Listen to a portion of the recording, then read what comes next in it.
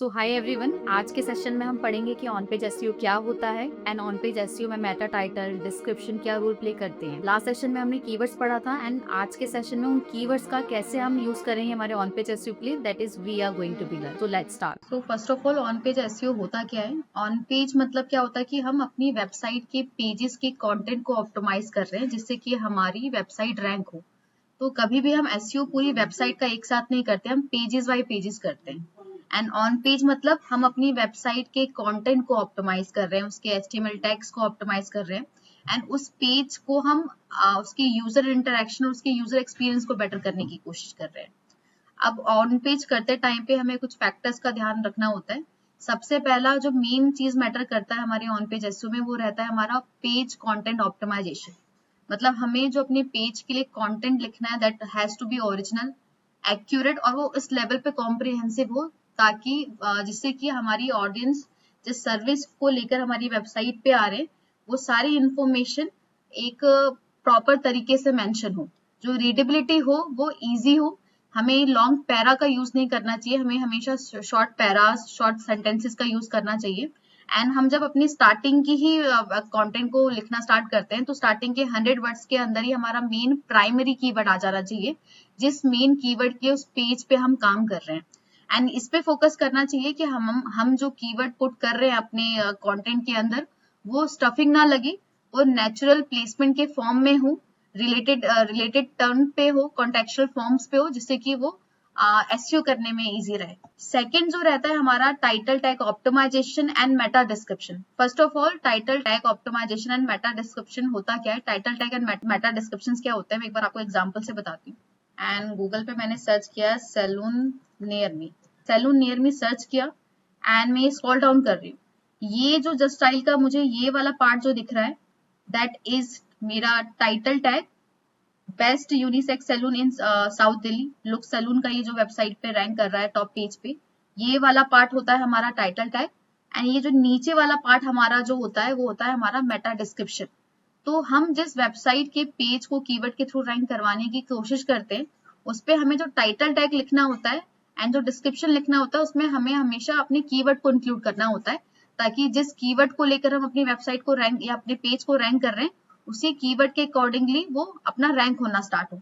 तो title tag और अपना description most important role play करता है, ताकि अगर कोई यूजर गूगल पे जाके सर्च करता है तो उसे क्या समझ आ रहा है कि हमारी वेबसाइट पे या हमारा पेज क्या सर्विस दे रहा है एंड जो चीजें वो चाह रहा है वो वहां पे डिलीवर हो रहा है, वो बताने वाला काम हमारा टैग एंड डिस्क्रिप्शन करते in a short form, right. Title tag की जो कैरेक्टर लिमिट होती है वो 60 होती है, मतलब 60 वर्ड्स के अंदर ही हमें अपना मेन कीवर्ड और अपना कुछ कॉल टू एक्शन जिससे कि क्लिक टू प्रोबेबिलिटी है वो आगे बढ़े, क्लिक थ्रू रेट आगे बढ़े। मतलब अगर कोई देखता है हमारे एसआरपी पे, सर्च इंजन पे, तो उस पे क्लिक करने के चांसेस पे आगे बढ़ाए।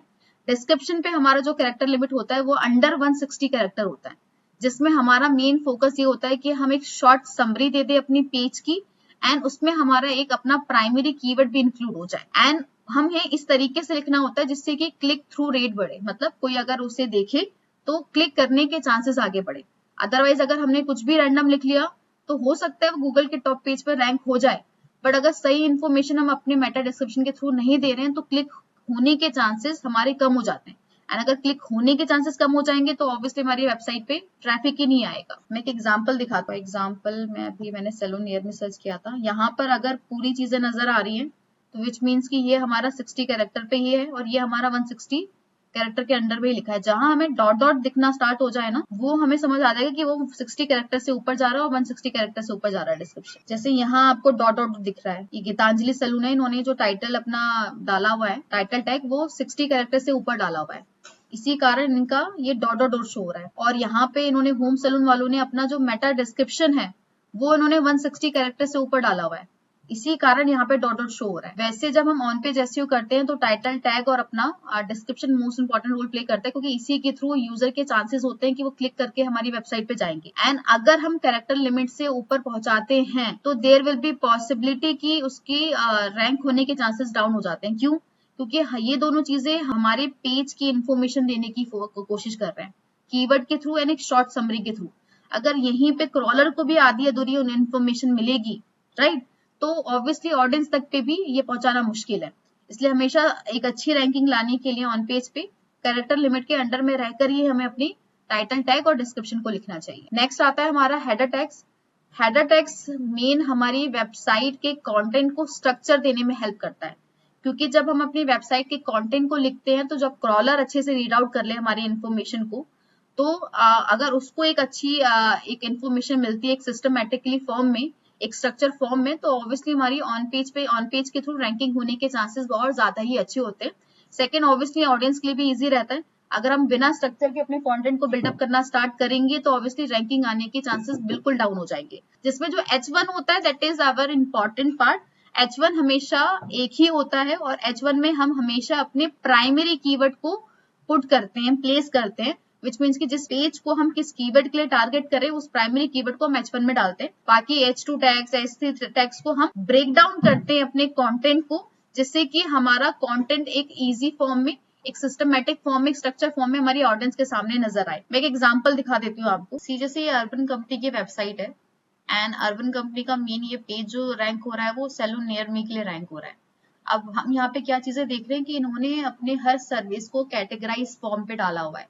अगर इस समरी के फॉर्म पे लिखते तो ऑब्वियसली ऑडियंस को समझ नहीं आता है, एंड ऑडियंस को अगर समझ नहीं आता तो obviously user interaction and user experience खराब होता एंड उससे रैंकिंग डाउन होता। उन्होंने क्या हुआ है कि इन्होंने हर चीज को, हर सर्विस को कैटेगराइज ऑर्डर में डाला हुआ है एंड साथ ही साथ उस सर्विस की इंफॉर्मेशन को पैराग्राफ फॉर्म में ना डाल के लॉन्ग पैरास में डाल के बुलेट फॉर्म्स पे डाला हुआ है, जिससे कि सामने वाले को इंफॉर्मेशन इजिली तरीके से दिख जाए, राइट। तो इसी तरीके से हमें अपनी वेबसाइट्स को बिल्डअप करना होता है, उनकी पेजेस को क्रिएट करना होता है कि कम से कम शब्दों में, शॉर्ट पैराज में, बुलेट फॉर्म्स में सामने वाले को, ऑडियंस को सर्विसेज के बारे में पता चले। आप देखो कहीं पे भी पैरा का यूज नहीं किया गया है। अगर ये कुछ ऑफर भी दे रहे हैं तो flat 20% off now plus up to 40% cashback on your next booking, right. See यहाँ पे अगर हम सुपर सेवर पैकेज में भी जाते हैं तो they all directly put the call to action. क्या ऑफर भी दे रहे हैं वो भी उन्होंने राइट हैंड साइड में डाल दिया है। क्या सर्विसेज इंक्लूड करते हैं, ये इवन हमारे कीवर्ड पे भी रोल प्ले कर रहा है, कीवर्ड्स भी डायरेक्टली इन्होंने इंक्लूड किए गए। तो इसी तरीके से हमें अपने कंटेंट को बिल्डअप करना होता है, जिससे कि हमारी रैंकिंग और अच्छे से इंप्रूव हो। उसके बाद आता है हमारा इमेज ऑप्टिमाइजेशन। इमेज भी हमें अपनी वेबसाइट पे स्ट्रक्चर फॉर्म पे पुटअप करनी होती है, जहां पे हम हमारी इंफॉर्मेशन से रिलेटेड जो इंफॉर्मेशन हम लिख रहे हैं उससे वो रिलेटेबल हो। साथ ही साथ हमें इमेज की भी एसईओ करनी होती है। इमेज की जो हम एसईओ करते हैं वो हम ऑल टैग से करते हैं। ऑल टैग्स में बेसिकली हम अपना मेन प्राइमरी कीवर्ड डालते हैं जिस पेज के लिए हम उस इमेज को टारगेट कर रहे हैं, कीवर्ड को टारगेट कर रहे हैं, वहां पे जाके हम अपने मेन कीवर्ड पे डालेंगे। साथ ही साथ हमें ये भी मेक श्योर करना होता है कि हम अपनी वेबसाइट पर अगर इमेजेस डाल रहे हैं या वीडियोस डाल रहे हैं तो उनको हम कंप्रेस करके डालें, जिससे कि हमारी वेबसाइट की लोडिंग स्पीड पे कोई इफेक्ट ना हो, राइट। और साथ ही साथ हमें फाइल का एक डिस्क्रिप्टिव फाइल नेम बनाकर ही सबमिट करना होता है अपने वेबसाइट के बैकएंड में, जिससे कि हमारी एसईओ और बेटर तरीके से इंप्रूव हो। नेक्स्ट आता है internal linking is very important. As we know कि वेबसाइट पे एक पेज नहीं होता, मल्टीपल पेजेस होते हैं। एंड अगर हम चाहते हैं कि हम अपनी वेबसाइट के हर पेजेस पे रैंकिंग लेकर आए तो उससे हमें अपनी वेबसाइट के पेज का जो नेविगेशन है वो सिस्टमेटिकली बनाना होता है। जैसे मैं एग्जांपल दिखाती हूँ आपको। And we all know Amazon is a e-commerce website and वो एक सर्विस नहीं देता, वो मल्टीपल सर्विस प्रोवाइड करता है। फॉर एग्जाम्पल मैं Amazon की वेबसाइट पे गई एंड मुझे सिर्फ मोबाइल्स ही देखने हैं, तो अब इन्होंने क्या किया हुआ है, इन्होंने मोबाइल का एक अलग सेक्शन बनाया हुआ है इनका। अब अगर हम यूआरएल पे देखेंगे तो होम पेज के यूआरएल के स्लैश पे जाके इन्होंने जो अपना सब पेज बनाया है मोबाइल, एंड उसके अंडर में जो कैटेगरी बनाई है फोन पे की गई है। अगर मैं और थोड़ा और अंदर जाऊंगी तो उन्होंने साइट को step by step bread crumbing की गई है। ब्रेड क्रमिंग मतलब कैटेगरीज ऑर्डर में उन्होंने डिवाइड किया हुआ है, जिससे कि यूजर का जो एक्सपीरियंस है वो आसान तरीके से यूजर चीजों को समझ भी सके एंड फाइंड भी कर सके। फॉर एग्जाम्पल मैं मोबाइल पे गई, अब मोबाइल पे अब मुझे क्या लेना है, मुझे मोबाइल का चार्जर लेना है, या मुझे कुछ बेसिक एक्सेसरीज लेनी है, या मुझे किसी स्पेसिफिक ब्रांड पे जाना। फॉर एग्जाम्पल मैं सैमसंग ब्रांड पे गई। अब अगर आप यूआरएल पे देखोगे तो Amazon/ मेरा मोबाइल / मेरा सैमसंग, इसी कैटेगरी के ऑर्डर में उन्होंने पेजेस को डिवाइड किया हुआ है, राइट। जैसे मैं सैमसंग की फोन पे गई, सो सारी चीजें सिस्टमेटिकली उन्होंने डाली हुई है। हम होम पेज पे गए, होम पेज के बाद मैं मोबाइल्स पे गई, मोबाइल्स के बाद अगर मुझे सैमसंग के फॉर्म्स बने थे तो उन्होंने उसकी सब कैटेगरीज बनाई। सैमसंग पे जाके मैंने सिलेक्ट किया एंड सैमसंग पे जाकर मुझे कोई सा भी जो फोन लेना है मैं उसे सिलेक्ट कर लूँ। सो हमारी वेबसाइट की जो पेजेस है उन्हें हमें इसी तरीके से नेविगेट करना चाहिए ताकि यूजर कोई अगर सर्विस ढूंढना चाहता है तो उस पर वो कंफ्यूज ना हो, राइट। जितनी ज्यादा नेविगेशन हमारी वेबसाइट की साइट की बेटर रहेगी उतनी ज्यादा ऑब्वियसली वो एसईओ की परफॉर्मेंस में हेल्प करेगा। क्यों? क्योंकि ऑडियंस आसानी से अपनी हमारी इंफॉर्मेशन को देख भी सकता है एंड फाइंड भी कर सकता है। बाकी हमेशा हमें हर पेजेस की इंटरनल लिंकिंग भी करनी चाहिए। जैसे होम पेज पे मेरा मोबाइल पेज की लिंकिंग थी, मोबाइल पे मेरा सैमसंग पेज की लिंकिंग थी, फिर सब कैटेगरीज पेज की लिंकिंग आ गई, राइट। तो पूरा नेविगेशन चल रहा है। उसके बाद जो इंपॉर्टेंट रोल प्ले करता है वो पेज स्पीड भी करता है। क्योंकि फॉर एग्जाम्पल अगर मैंने अमेजोन सर्च किया था अभी एंड अमेजोन अगर अभी इतनी जल्दी ओपन नहीं होता तो ऑब्वियसली मैं किसी और वेबसाइट पे चली जाती। तो जो यूजर की अटेंशन स्पैन है वो टाइम टू टाइम कम होता जा रहा है। अगर अंडर 0.5 सेकंड्स पे भी, अगर 5 सेकंड्स के अंडर में भी अगर आपकी वेबसाइट नहीं ओपन हो रही है तो ऑब्वियसली यूजर आएगा भी नहीं एंड गूगल भी आपको रिकमेंड नहीं करेगा एंड जिससे कि आपकी रैंकिंग भी डाउन होगी। तो जितना ज्यादा फास्ट आपकी वेबसाइट ओपन होगी, आपकी हर फीचर्स ओपन होगी, so page speed is also very important for ranking. जितनी ज्यादा आपकी फास्ट वेबसाइट होगी उतना ही ज्यादा आपका यूजर एक्सपीरियंस अच्छा होगा एंड जितना ज्यादा यूजर इंटरेक्शन और यूजर एक्सपीरियंस अच्छा होगा ऑब्वियसली उससे आपकी रैंकिंग ही इंप्रूव होगी। इसलिए वेबसाइट की स्पीड मेंटेन रहे, इसलिए जो भी हम इमेजेस यूज कर रहे हैं या कोई फाइल यूज कर रहे हैं उसको हम कंप्रेस करके ही डालें ताकि लोड ना बढ़े हमारी वेबसाइट पे। ज्यादा हैवी फाइल्स अगर हम पुट ऑन करना स्टार्ट कर देंगे अपनी वेबसाइट को डिजाइन करते टाइम पे तो ऑब्वियसली उससे हमारी वेबसाइट की स्पीड भी कम होगी। फिर आता है हमारा मोबाइल फ्रेंडलीनेस, हमारा यूजर इंटरेक्शन, यूजर एक्सपीरियंस जिसकी हम बात कर रहे थे कि हमारा फोन पे भी हमारी वेबसाइट इजिली ओपन होनी चाहिए। जब हम अपनी वेबसाइट को बिल्डअप करते हैं तो we need to make sure कि सिर्फ डेस्कटॉप या लैपटॉप मोड पे ही ना प्रॉपर डिजाइन करें, वो फोन के मोड पे हो या टैब के मोड पे हो, हर फॉर्म पे वो इजिली ही एक्सेसिबल हो एंड सारे कंटेंट इजिली रीडेबल हो। रेस्पॉन्सिवनेस है हमारे कंटेंट का हमारे यूजर के थ्रू वो स्क्रीन के अकॉर्डिंगली हो। फिर आता है हमारा schema markup. First of all schema markup होता क्या है? सी, स्कीमा मार्कअप हमारे सर्विस की हमारी सर्विस की इंफॉर्मेशन देने का काम स्कीमा मार्कअप करता है। फॉर एग्जांपल मेरा डिजिटल मार्केटिंग हम कोर्स प्रोवाइड करते हैं, राइट। तो मुझे हम ऑब्वियसली एजुकेशन प्रोवाइड कर रहे हैं तो स्कीमा मार्कअप के थ्रू हम अपनी स्ट्रक्चर डेटा देने की कोशिश करते हैं हमारी वेबसाइट पे, जिससे कि जो सर्च इंजन है वो हमारे कंटेंट को और अच्छे तरीके से अंडरस्टूड करे। अगर हमारे सर्च इंजन मतलब गूगल को पता चला, गूगल को ही अगर अच्छे से पता चलेगा कि हम डिजिटल मार्केटिंग का कोर्स प्रोवाइड करते हैं तो ऑब्वियसली वो उन्हीं ऑडियंस को दिखाने का कोशिश करेगा जो हमारी डिजिटल मार्केटिंग के कोर्स को लेना चाहते हैं, राइट। जैसे अगर हम अपनी वेबसाइट्स पे रिव्यूज एफएक्यूज डालें या हम अपनी स्कीमा वेबसाइट पे जाकर ही अगर हम सबमिट करें तो हमारी ऑब्वियसली जो सर्च क्रॉलर है या जो सर्च इंजन है वो हमारे कंटेंट को और अच्छे तरीके से समझ पाएगा एंड हमारी रैंकिंग को भी इंप्रूवमेंट मिलेगी। फिर आता है हमारा ऑप्टिमाइज यूआरएल स्ट्रक्चर। जब भी हम अपने यूआरएल को क्रिएट करते हैं, राइट, तो हमें अपने कंटेंट के अकॉर्डिंगली ही क्रिएट करना है, राइट। जैसे मैं एक एग्जांपल देती हूँ। अभी हम अपने अमेजोन की वेबसाइट पे गए थे एंड वहां पर मैं मोबाइल वाले पेज पे गई। मैं एक एग्जांपल के साथ दिखाती हूँ आपको। मैं अमेजोन पे गई एंड उसके बाद मुझे इसके मोबाइल कैटेगरी पे जाना है तो हम इसके यूआरएल को देखेंगे कि इन्होंने यूआरएल किस तरीके से बनाया है। देखो यूआरएल बिल्कुल सिंपल है। इनका होम पेज के स्लैश में जो इनका स्लग गया है वो इनकी सेम जो सर्विस प्रोवाइड करे उसी से रिलेटेड उन्होंने यूआरएल बिल्डअप किया है, मोबाइल डैश फोन, क्योंकि कुछ लोग फोन भी सर्च करते हैं तो इन्होंने दोनों ही सर्च कीवर्ड्स को अपने यूआरएल पे पुट किया है।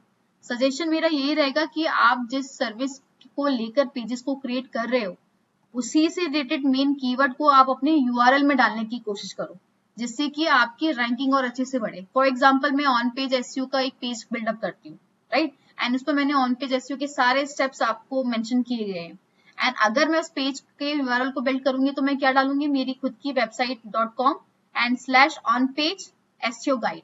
तो यहाँ पे मेरा मेन कीवर्ड भी आ गया है तो इससे मेरी रैंकिंग और अच्छे से बढ़ेगी। फिर आता है हमें ईट के अकॉर्डिंगली अपने कंटेंट को बिल्डअप करना होता है। What is EAT? It is basically your experience, expertise, authority and trust. जब हम अपने कंटेंट को बिल्डअप करते हैं तो we need to make sure कि हम अपनी सर्विस को ट्रांसपेरेंसी के साथ अपने आप को अपने कंटेंट पे दिखाएं। अगर हम ही अपनी लेगेसी को, अपनी अथॉरिटी को या अपने ब्रांड के एक्सपीरियंस या एक्सपर्टीज को मेंशन नहीं करेंगे तो ऑब्वियसली गूगल हमें जान नहीं पाएगा, एंड क्रॉलर अगर नहीं जान पाएगा तो ऑडियंस भी जान नहीं पाएगी। तो we need to make sure कि हम अपने एक्सपीरियंस को मेंशन करें, रियल लाइफ नॉलेज को यहाँ पे मेंशन करें, एक्सपर्टीज बताएं कि हम किन किन इंडस्ट्री में हमारी एक्सपर्टीज है, कौन कौन सी स्किल हम प्रोवाइड कर रहे हैं, कितनी हमारी क्रेडिबिलिटी है हमारी वेबसाइट की, कितना हम रिलायबल या एक्यूरेट इन्फॉर्मेशन दे रहे हैं हमारी ऑडियंस को लेकर। तो जितना ज्यादा हम अपनी ट्रस्ट को बिल्डअप करेंगे उतनी ज्यादा हमारी कंटेंट रैंक होने के चांसेस होंगे। CTA is very important. CTA is basically call to action. For example, call to action होता क्या है, जहां कॉल टू एक्शन वो चीज होती है जहां यूजर अगर आपकी वेबसाइट पे आता है एंड अगर उनको कोई क्यूरी है या अगर वो आपसे कांटेक्ट करना चाहते हैं तो देयर इज सम सोर्स कि वो आपसे कांटेक्ट करे। फॉर एग्जाम्पल, मैं एग्जाम्पल के साथ आपको दिखाती हूँ। जैसे हम Amazon की वेबसाइट पे गए एंड मैं एज अ यूजर इस फोन को बाय करना चाहती हूँ, तो मेरा इंटेंट क्या है, बाय करने का, राइट? तो उसी से रिलेटेड मुझे CTA बनाना होगा। CTA basically call to action. अब मेरा कॉल टू एक्शन क्या होगा कि मैं खरीदना चाहती हूँ, तो इन्होंने क्या बनाया हुआ है, 2 कॉल टू एक्शन बनाए हुए हैं राइट हैंड साइड में, एड टू कार्ट का या बाय नाउ का। हो सकता है कि मैं खरीदना चाहती हूँ बट मैं अभी रिसर्च मोड पे हूँ, तो मैं इस प्रोडक्ट को रिकमेंडेशन अपनी रिकमेंडेशन के लिए रख रही हूँ, तो उस सिचुएशन में मैं क्या करूंगी, एड टू कार्ट रखूंगी, राइट? या मुझे अगर इमीडिएटली बाय करना है तो ये प्रोसेस उन्होंने सामने दिया हुआ है। तो हमें ये फोकस रखना है कि कॉल टू एक्शन हमारा यूजर एक्सपीरियंस के अकॉर्डिंगली ही हो, कि यूजर कहाँ जाकर चीजें खरीद सकता है या चीजें सर्च कर सकता है। मैं एक बार आपको हमारी वेबसाइट के अकॉर्डिंगली भी दिखा देती हूँ। जैसे फॉर एग्जांपल कोई NSIM की वेबसाइट पे गया, उन्होंने सारी डिटेल्स पढ़ी एंड उसके बाद दे वांट कि उन्हें डेमो अटेंड करना है या उन्हें कोई क्यूरी है, तो आप देख रहे हैं सामने ही ऑन द स्पॉट एक फ्री डेमो क्लास का हमने CTA लगाया हुआ है। CTA अपना कॉल बटन भी हो सकता है, व्हाट्सएप बटन भी हो सकता है, बाय बटन भी हो सकता है, एड टू कार्ट बटन भी हो सकता है। डिपेंड कि हम सर्विस क्या दे रहे हैं एंड यूजर क्या चाहता है हमसे, क्या वो हमसे डेमो चाहता है या वो काउंसलिंग चाहता है या हमारे प्रोडक्ट को बाय करना चाहता है, वो एडमिशन लेना चाहता है, राइट? एडमिशन लेना चाहेगा तो डायरेक्टली वो यहाँ पे क्लिक करेगा। तो ये सभी क्या है, हमारे कॉल टू एक्शन बटन है। Pay now call to action button है, book my free demo class call to action button है। अगर कोई यहाँ पे अप्लाई करना चाहता है तो ये कॉल टू एक्शन बटन है। कोई अगर डिटेल्स लेना चाहता है तो ये कॉल टू एक्शन बटन है, राइट? तो हमें ज्यादा से ज्यादा फ्लेक्सिबल ऑप्शन देने चाहिए हमारे कॉल टू एक्शन बटन के, जिससे कि, राइट? फिर मेन जो ये सारी चीजें करने का है वो मेन फोकस हमारा क्या है कि हमारे क्लिक थ्रू रेट बढ़े। क्लिक थ्रू रेट क्या होता है, जैसे मैं अभी गूगल पे गई, तो फॉर एग्जांपल मैंने सैलून नियर में सर्च किया।